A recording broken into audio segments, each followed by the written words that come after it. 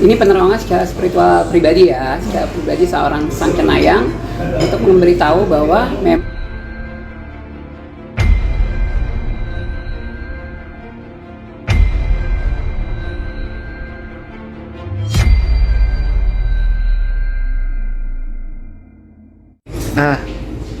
Bang, terkait terawangan kakak Dedek yang sempat viral beberapa waktu lalu itu, mungkin bisa dijelaskan sih seperti apa penerawangannya? Ini penerangan secara spiritual pribadi ya, secara pribadi seorang sang cenayang untuk memberitahu bahwa memang dari awal sebelum ada pernikahan Dede dan kakak ini, saya melihat secara spiritual itu memang ada kondisi yang secara aura itu tidak cocok gitu loh. Ketidakcocokannya terlihat banget dari banyaknya hal-hal yang terjadi dalam rumah tangga mereka yang tidak kelihatan sama publik. Dan menurut saya apa yang terjadi pada saat ini, adalah bom waktu yang sudah ditahan oleh si Dede ya atas semua sikapnya si kakak, dan akhirnya bom waktu itu akhirnya meledak. Kondisi seperti itu yang saya lihat seperti itu secara spiritual dan secara aura. Memang auranya si Dede ini aura emas, tapi menurut saya aura si kakak bertabrakan dengan aura si Dede, karena kondisinya secara aura aku melihatnya banyak ketidakcocokan yang ternyata aku lihat nih kapan nih bom waktu ini akan meledak. Menurut aku secara spiritual ya, aku tungguin karena aku udah melihat ini dari 2021. Ada juga pembahasan aku di TikTok itu 2021 tentang sebelum menikahnya si kakak sama si Dede ini, ada yang aku bahas tentang si kakak di 2021, dan ternyata bom waktu itu terjadi di 2022 ini gitu, kondisi yang lagi heboh ini gitu.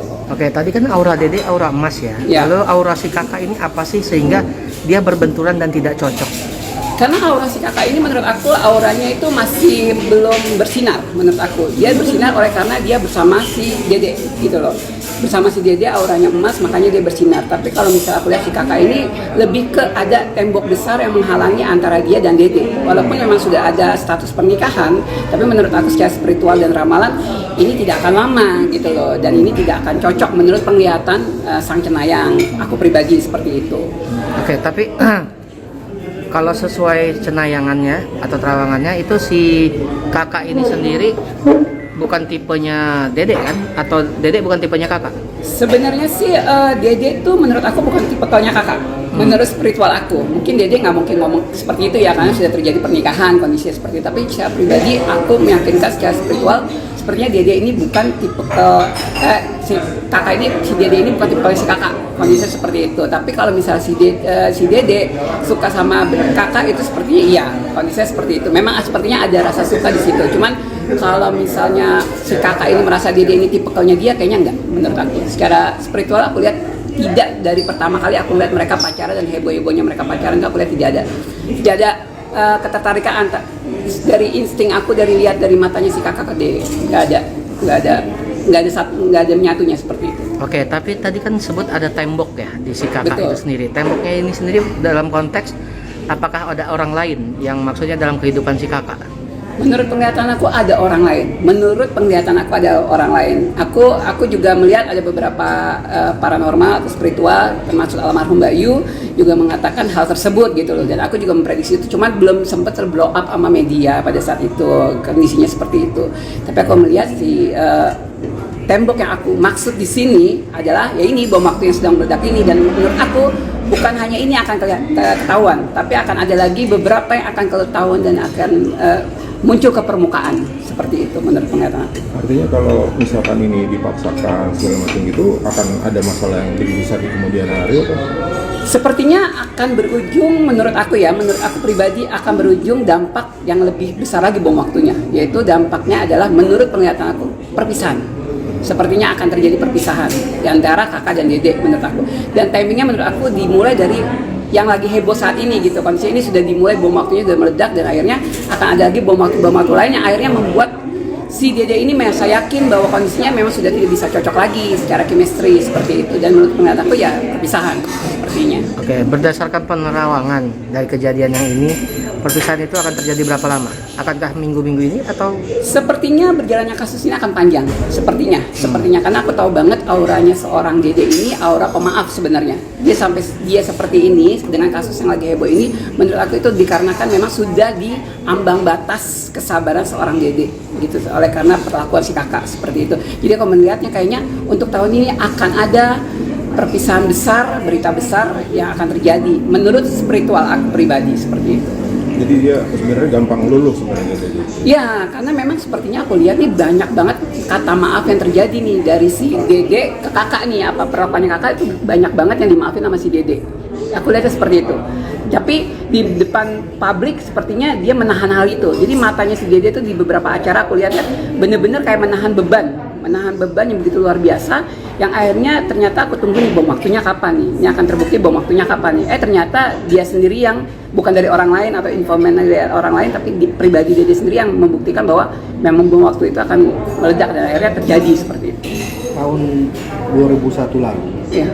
Cenayang pernah ngomong di TikTok ya, tempat viral bahwa ini akan ada satu nama yang akan mengganggu rumah tangga. Itu sempat ada komentar dari negatif dari netizen kan?